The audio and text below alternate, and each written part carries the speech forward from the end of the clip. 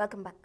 వివాహిత సంబంధాలు పచ్చని కాపురాల్లో చిచ్చు పెడుతున్నాయి. వివాహిత సంబంధానికి అడ్డు తొలగించుకునేందుకు హత్యలు చేయడానికి సైతం వెనకాడడం లేదు. ఇలాంటి ఘటనలతో కుటుంబాలు చిన్న భిన్నం అవడంతో పాటు బాధితుల బిడ్డలు అనాథలుగా మారుతుండడం అందరినీ కలవర పెడుతోంది. తన వివాహిత సంబంధానికి అడ్డుగా ఉన్నాడని భావించిన భార్య ముగ్గురు వ్యక్తులతో తన భర్తను హత్య చేయించింది. ఈ దారుణ ఘటన ఖమ్మం జిల్లాలో చోటు చేసుకుంది.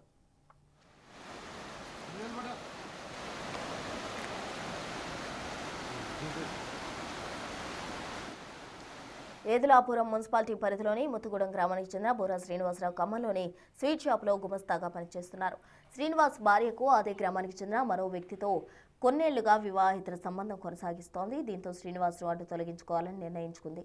ప్రియుడితో కలిసి భర్త హత్యకు స్కెచ్ వేసింది. ₹1,00,000 సుపారీ ఇచ్చి ముగ్గురు వ్యక్తులతో ఒప్పందం కుదుర్చుకుంది. డ్యూటీ నుంచి ఇంటికి వస్తుండగా శ్రీనివాసరావు చంపి సాగర్ కాలువలో పడేశారని నిందితులు. చివరికి పోలీసులకు దొరికి కటకటాల పాలయ్యారు.